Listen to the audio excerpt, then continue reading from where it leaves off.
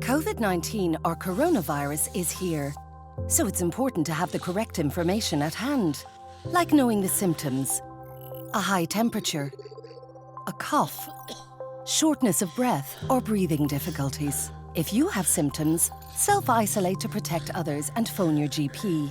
Visit hse.ie for updated factual information and advice, or give us a call. Protection from coronavirus. It's in our hands.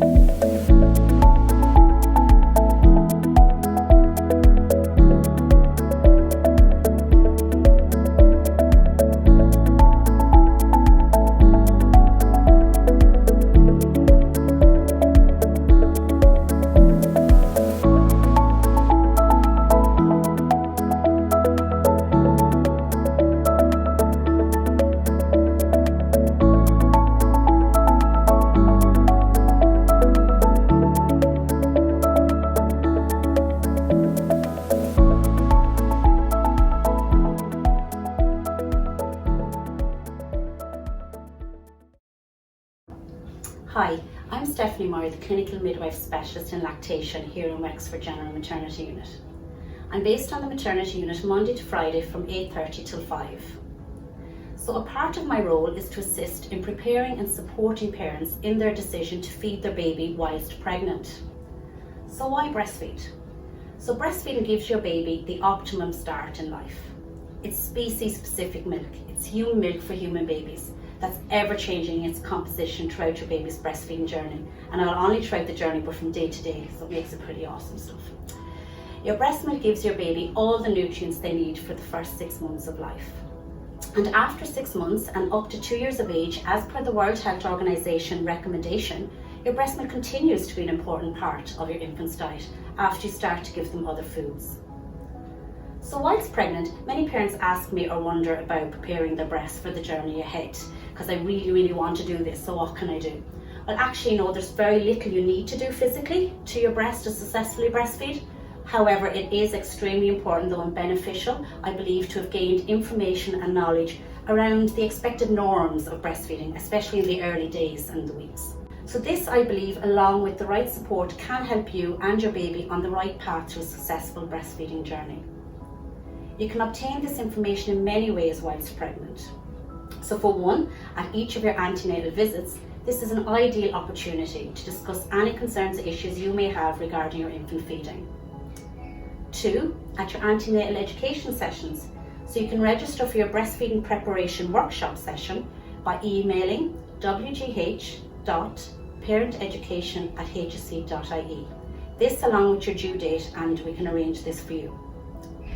And if there's any individual issues that you would like to discuss in relation to lactation, you can ask your healthcare provider to refer to myself here in Wexford, and we can have a chat about any concerns that you may have on a one-to-one. Attending a peer support group in the community such as the Lesha League, Quidju and Friends of Breastfeeding whilst pregnant can also be very beneficial, because it can just help build your support network once your baby is born also. And becoming familiar with the HSE website, mychild.ie is a very good starting point for you, evidence-based information. And this, along with the resources and publications such as Breastfeeding, A Good Start in Life and the mychild.ie My Pregnancy Booklet, can be very good resources for you to refer to also. So I wish you the best of luck going forward, and hopefully I might get to meet some of you on your online antenatal education session, or maybe up on the unit afterwards when you have your baby. Best of luck. Hi, my name is Jenny and I am the perinatal mental health midwife here in Wexford General Hospital. Pregnancy is a time of great change, physical, emotional and psychological. Within my role, I highlight the importance of women's mental health in pregnancy and after birth. My aim is to support mothers having the best possible experience of pregnancy and post-birth. Looking after your mental health could be something as simple as getting out for a walk, keeping in contact with family and friends, or even having a chat on the phone. Mental health difficulties in pregnancy and birth are relatively common. Up to 1 in 5 women will experience a mental health problem in pregnancy or in the first year after birth. If you have suffered a mental health problem in the past, you may be more vulnerable to relapse at this time. This is nothing to feel ashamed of. You may need additional support for your mental health if your symptoms persist for more than 2 weeks, your symptoms interfere with your ability to work or carry out your usual day-to-day activities, your symptoms cause you considerable upset and distress, or you've had a mental health difficulty in the past. With so many changes in pregnancy and postnatally, it is not uncommon to need additional support during this time. With the right help and support, you will get back on track and begin to grow in confidence as a mum and enjoy being with your baby. Referrals for our service can be made by your midwife, obstetrician, GP or public health nurse. Take care, and I will see you for more information on mental health during your antenatal classes.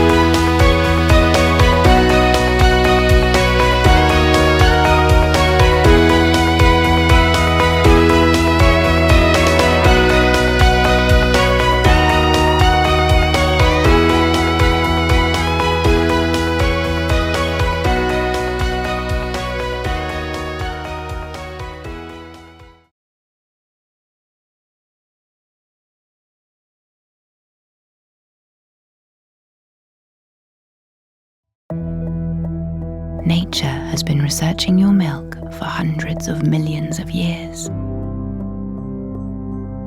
The composition of your milk is alive and changes throughout the day, the night, the months, and the years to meet your child's needs. Your milk contains stem cells. These are cells that create and repair the body and are being researched worldwide to cure conditions like Alzheimer's and diabetes. Your milk contains components that kill cancerous cells. Your body identifies bacteria and viruses found in your baby's body and environment. You then produce antibodies specifically tailored to those infections and deliver them to your child through your milk. Your milk appears to switch on a gene in your baby's body, which produces a hormone called leptin.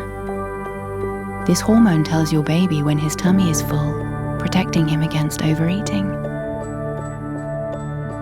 Your milk contains oxytocin, a hormone that induces relaxation and feelings of well-being in your child and in you. It's all in you. Human milk, tailor-made for tiny humans.